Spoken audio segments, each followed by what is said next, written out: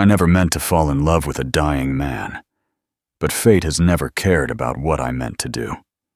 My name is Clara Whitmore, and I came to Ashworth Hall in the fall of 1891, when the trees had turned the color of rust and the cold wind rolled over the hills of upstate New York like a warning. I was 23 years old, newly alone in the world, with nothing but a small suitcase, a few books, and the quiet knowledge my grandmother had pressed into my hands before she died. The world had taken much from me already. My father, a humble schoolteacher, had raised me to believe that learning was not meant only for the wealthy. He filled our small house with books and ideas and hope. My mother filled it with warmth and the scent of bread and wild herbs drying by the window. And then fever came through our town one winter and took them both within weeks of each other. I buried them beneath frozen ground and learned very quickly how small a girl without money can feel.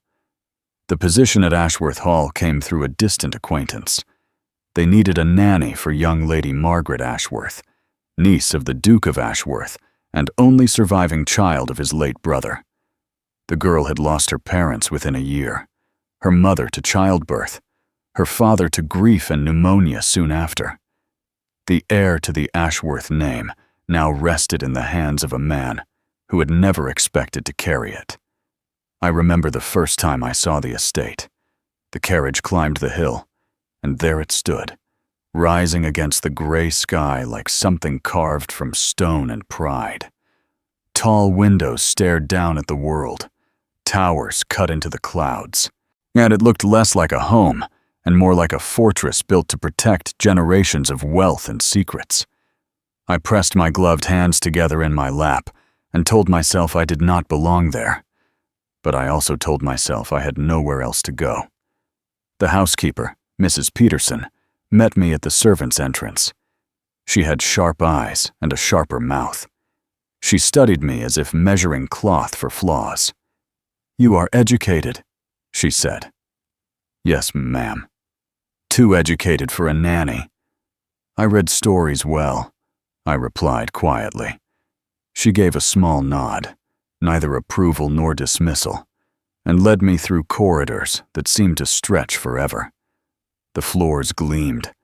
The walls carried portraits of stern men and elegant women who had never known hunger. Every footstep echoed with the weight of history.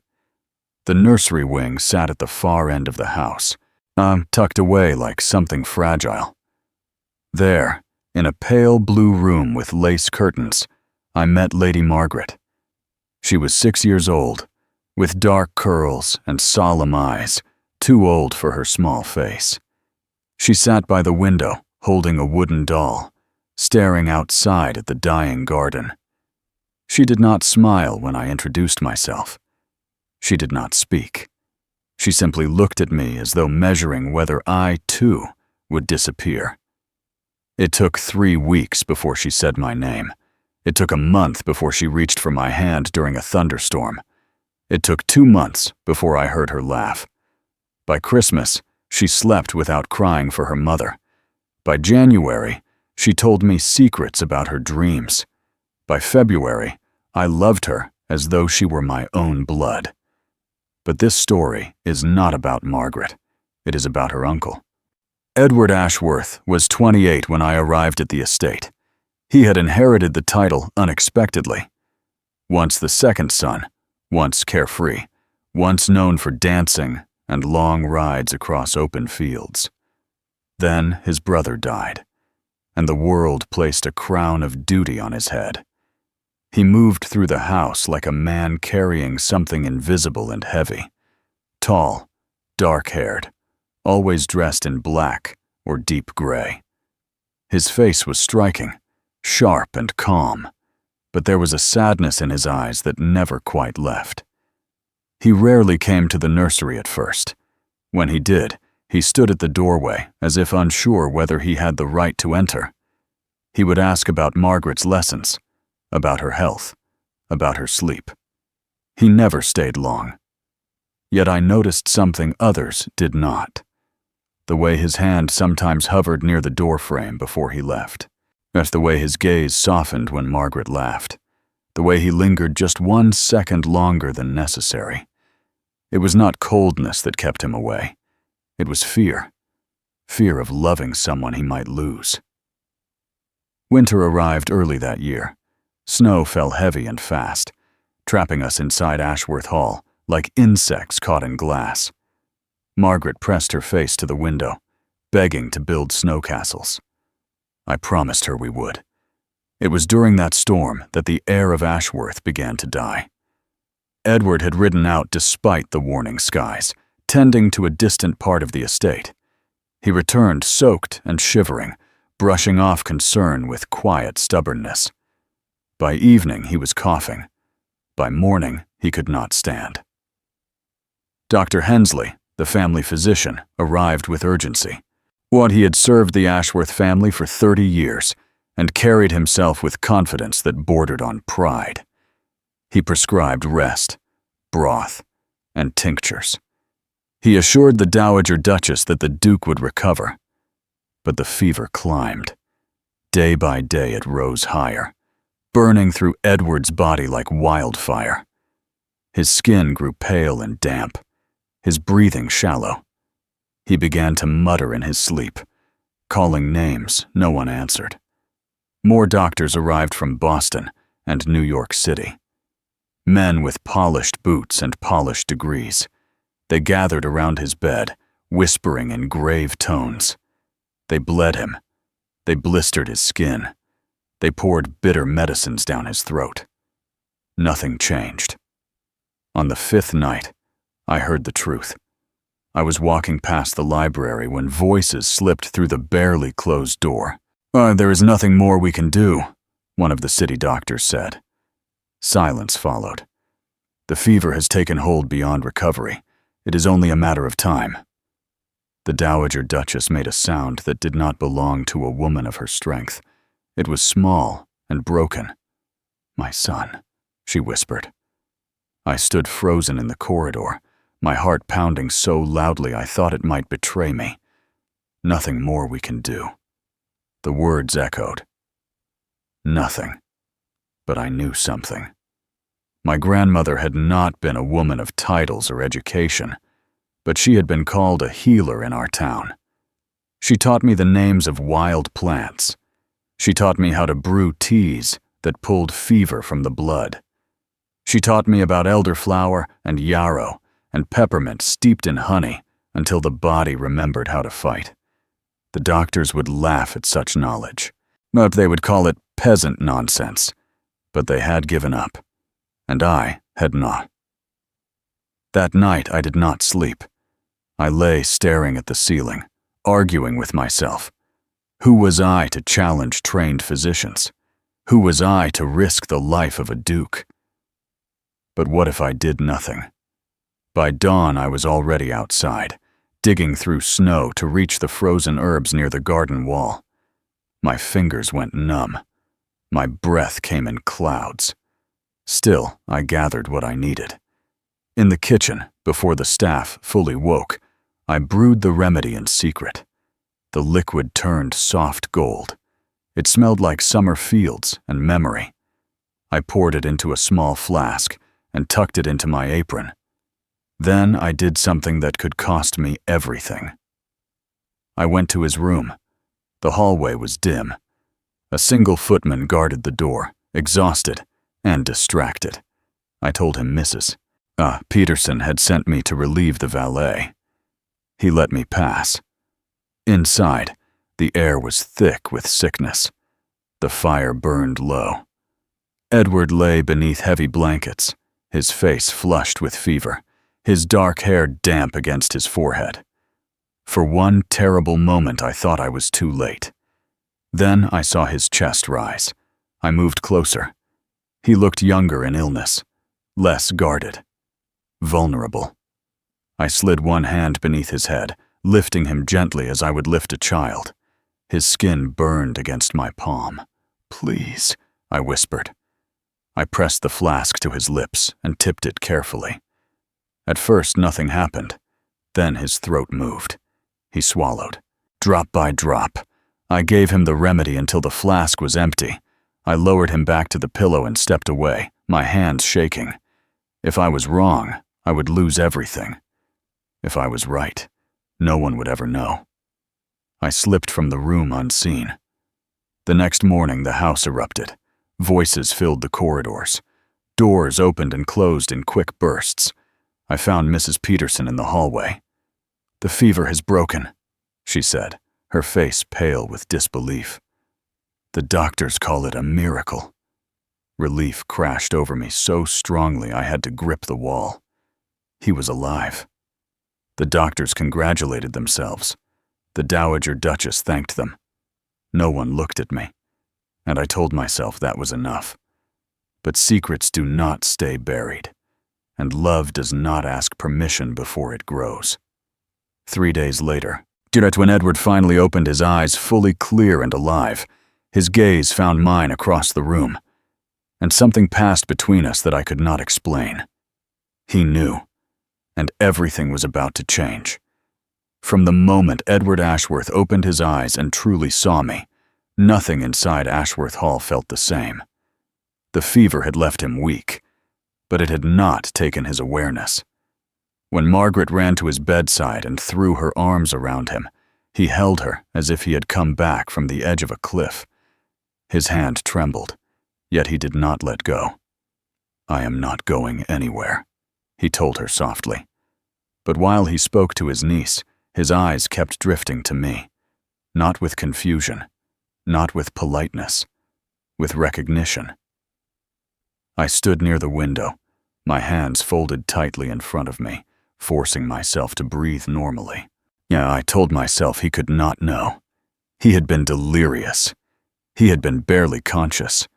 He could not possibly remember the feeling of a hand beneath his head or the taste of herbs on his tongue. Yet when Margaret finished talking and he leaned back against the pillows, he spoke my name. "Miss Whitmore." The way he said it made my heart stumble. "Yes, Your Grace." His gaze held mine a second longer than proper. "You have been caring for Margaret while I was indisposed." "Yes, and you have done so well." I inclined my head, hoping the heat rising in my cheeks was not visible. "She has been very brave." His lips curved faintly. "So I have been told." That night, long after Margaret had fallen asleep, I lay awake replaying the look in his eyes. It was not gratitude alone. It was curiosity, suspicion, and something warmer. In the days that followed, Edward recovered faster than any doctor predicted. The physicians claimed his strong constitution had triumphed. They discussed their treatments as if they had been brilliant. They never once mentioned the simple truth, that they had given up. Edward began walking the halls again, slowly at first, leaning on a cane, then with steady steps that echoed through the marble corridors. He visited the nursery more often now, not briefly as before. He stayed. He would sit near Margaret while she read aloud. He would ask her about her lessons, and when she grew distracted, his gaze would drift to me. He asked about my family one afternoon, while Margaret colored by the fire. "You are not from a wealthy background," he observed gently. "No, Your Grace. You speak as though you have been educated far beyond what most nannies receive. My father believed learning should not belong only to the rich." He studied me closely. "A rare belief." "Yes." "And your mother?" "She kept our home and our garden." "Ah," he said quietly. "You know your way around herbs." The words froze me. "A little," I answered carefully. He watched my face, searching. "My grandmother used to grow herbs.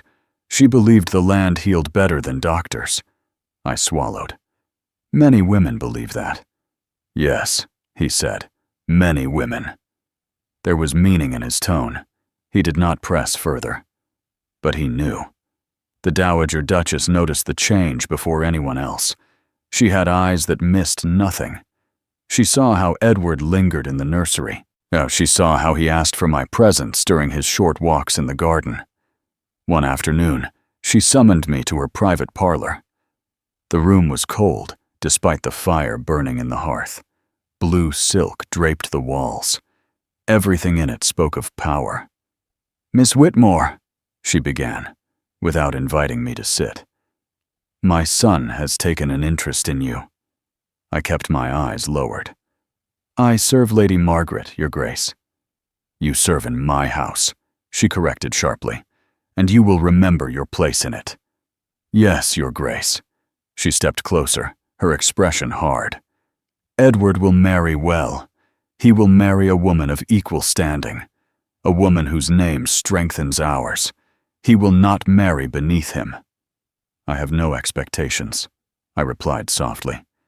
"You would be wise to keep it that way." When I left her parlor, my hands trembled. I knew she was right. Why, there was an invisible wall between Edward and me, a wall built from money and lineage and centuries of tradition. And yet, that evening, Edward came to the nursery long after Margaret had gone to bed. I was alone by the fire, mending a small tear in Margaret's dress when he entered. "You should not be here, Your Grace," I said quietly. "Edward," he corrected. "We are not alone enough for that." He closed the door behind him. The soft click echoed in the room. "I know what you did," he said. My heart stopped. "I do not know what you mean." "Yes, you do." He moved closer. The firelight caught in his dark hair, casting shadows across his face. The doctors had no answer when I asked what saved me. They spoke in circles, but I remember something. I could barely breathe. "I remember a voice," he continued softly. "And I remember hands lifting me. I remember the taste of honey and something sharp and fresh. And I remember feeling as though someone refused to let me go." Silence stretched between us. "You risked everything," he said. "I could not let you die." The confession slipped out before I could stop it. His eyes softened. "Why?" "Because I loved you." I could not say that. "Because you are Margaret's only family," I answered instead. He stepped closer still. "Is that the only reason?" The air between us felt too thin. "I am a servant," I whispered. "It is my duty to protect this household." "Do not hide behind duty," he said quietly. "I have done that my entire life." He reached for my hand. When his fingers wrapped around mine, warmth shot through me like lightning. "You saved my life," he said. "Not because you had to, but because you cared." I pulled my hand back gently. "Your mother would not approve of this conversation. My mother does not decide what I feel. But she decides much of your world." He held my gaze. "Then perhaps my world needs changing." I should have walked away. I should have reminded him of his position, of mine, of the disaster waiting just beyond the edge of this moment. Instead, I stayed. Weeks passed like that. Stolen glances, quiet conversations in shadowed hallways, walks in the early spring garden where snow melted into soft earth. Margaret noticed before anyone else. "You smile more now," she told her uncle one afternoon. "Like before Mama died." Edward looked at her gently. "Do I?" "Yes." She pointed directly at me. "It is because of Miss Clara." The simplicity of her words stole the breath from my lungs. The Dowager Duchess did not miss that exchange. Her patience snapped. The confrontation came on a rainy evening. Edward had just left the nursery after reading Margaret a story. I was alone, putting away books, when the door opened sharply. The Dowager Duchess stood there. "You have overstepped," she said coldly. "I have done nothing improper." "You have bewitched my son." The accusation struck like a slap. "I saved his life," I replied, my voice shaking. That is all. You gave him some country mixture without permission. You endangered him.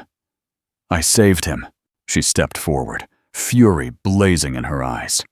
You are a servant. You will never be more than that.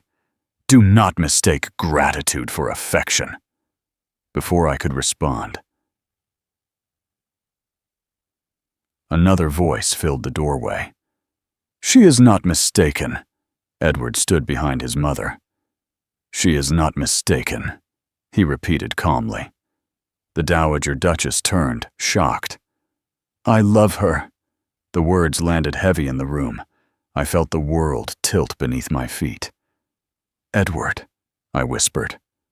I love her, he said again, and I intend to marry her. The Dowager Duchess's face went pale. You will do no such thing. I will. You will destroy this family. I would rather destroy tradition than live without her. The silence that followed felt endless. Finally, she spoke. If you choose this path, you choose scandal. You choose isolation. You choose to shame the Ashworth name. Edward did not hesitate. Then let it be shamed.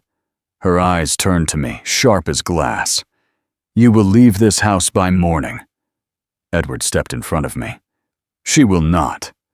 She will, the Duchess insisted, or I will ensure society knows exactly how she trapped you. The threat hung heavy. That night I packed my bag. I could not let Edward lose everything for me. At dawn, I prepared to leave, but as I reached the front hall, Edward appeared. You are not going, he said firmly. Yes, I am. No. He took my bag and set it aside. I will not let fear rule my life any longer. I nearly died, Clara. I saw how empty duty feels without love. Tears blurred my vision. Your mother. My mother will learn. And if she does not, then I will still choose you. He dropped to one knee right there on the marble floor. Marry me. I stared down at him, at the man who had been an untouchable figure only months before. This will change everything, I whispered. Yes, he agreed. It will. My heart pounded so loudly I thought it might burst. Yes, I breathed. And in that moment, as he rose and pulled me into his arms, I knew the real storm had only just begun. The morning after Edward asked me to marry him, Ashworth Hall felt like a battlefield waiting for its first cannon blast. Word traveled quickly through grand houses. Servants whispered in corridors. Footsteps slowed when I passed. Some looked at me with admiration, others with pity, a few with open disapproval. The Dowager Duchess did not speak to me. She remained in her private chambers, sending instructions through Mrs. Peterson. The house continued its routines, but tension hung in the air, like the weight before a thunderstorm. Edward did not waver. He announced our engagement to the household himself. I will marry Miss Clara Whitmore within the month, he said calmly in the main hall. Any who cannot accept that are free to seek employment elsewhere. No one moved. The loyalty he had earned over the years held strong. The servants bowed their heads. Margaret threw her arms around my waist and laughed. You will stay forever now, she said. I knew you would. Her joy kept me steady. But outside the walls of Ashworth Hall, the storm had already begun. Invitations were withdrawn. Old family friends sent stiff letters, full of concern and disappointment. Newspapers printed quiet rumors about the Duke who had lost his senses after illness. Some called me a schemer. Others called me a witch. I told myself none of it mattered. But late at night, when the house fell silent, doubt crept in. Was I ruining his life? Was love enough to stand against the world? 3 days before our planned wedding, something unexpected happened. A knock came at my door long after midnight. I opened it and found the Dowager Duchess standing in the dim corridor, holding a single candle. Her silver hair was loose around her shoulders. She looked older than I had ever seen her. "May I come in?" she asked quietly. The softness in her voice startled me. I stepped aside. She entered my small room and looked around slowly, taking in the narrow bed, the wooden chair, the few books I owned. "This is how you have lived," she said softly. "Yes, Your Grace." She turned toward me, and for the first time since I met her, there was no anger in her eyes, only exhaustion. "I was 17 when I married Edward's father," she began. "It was arranged, duty before desire, always duty." She paused. "I loved someone else once." The confession hung in the air between us. "He worked in my father's stables, kind, honest, poor. When my father found out, he sent him away. I married a duke instead." Her fingers tightened around the candle holder. "I told myself it was the right choice, that love was foolish, that status mattered more." Her voice trembled. "But when Edward fell ill, and I watched him slip away, I realized something. Titles mean nothing when your child is dying. Pride means nothing. Tradition means nothing." She looked at me then. "You saved him." I swallowed. "I only did what I could. You did what trained doctors could not." Silence filled the room. "I tried to drive you away because I feared scandal more than I valued my son's happiness," she admitted. "That was my mistake." I could not speak. She stepped closer. "When he looks at you, he looks alive. I have not seen that in him since his brother died." Tears filled her eyes.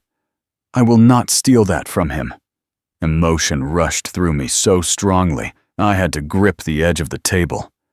"You accept this marriage," I whispered. She nodded slowly. "I accept you." The relief that flooded my chest nearly brought me to my knees.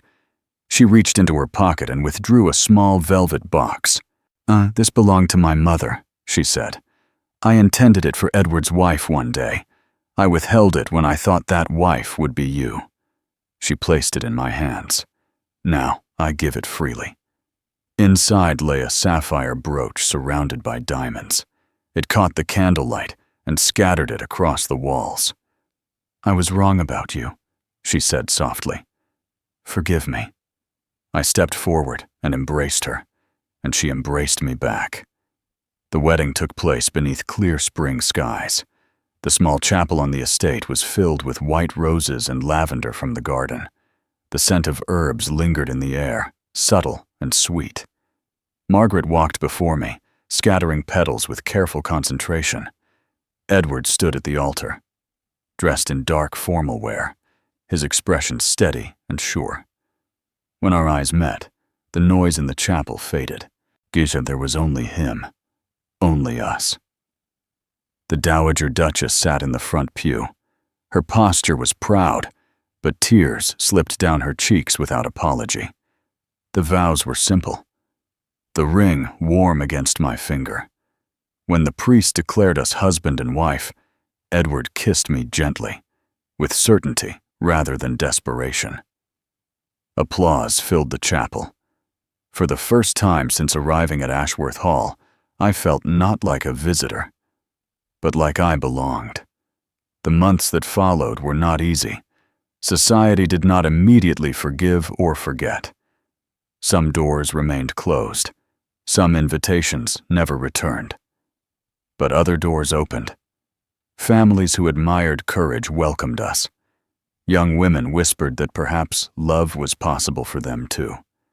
Edward stood firm beside me through it all. "I chose you," he would say whenever doubt crept in. "And I would choose you again." I opened a small clinic in the nearby village, using my grandmother's remedies alongside modern medicine. Slowly, even skeptical doctors began to admit that knowledge did not belong to one class alone. The Dowager Duchess surprised us all by becoming my strongest supporter. She told anyone who would listen that a so-called peasant remedy had saved her son's life. Margaret grew into a bright and fearless young woman. She insisted on learning every herb I knew. She said rules were meant to be questioned if they kept people from happiness. Years passed. Edward's hair grew touched with gray. My hands grew steadier and wiser. Sometimes I sit by the same window where I once watched snow fall and wondered if I would lose everything. I think of that night in the dim sick room, the flask in my shaking hand, the moment when the world believed he was beyond saving. The royal doctors had given up, but love had not. I did not know whether the remedy would work. I did not know whether society would accept us. I only knew that I could not stand by and let him die. And in choosing to fight for him, I changed my own life forever. Love is not found in titles or approval. It is found in courage. It is found in the decision to try when others have surrendered. It is found in the willingness to risk everything for someone who matters more than fear. The dying heir lived. The nanny became his wife. And the remedy that saved him was never truly just herbs and honey. It was faith. It was defiance. It was love.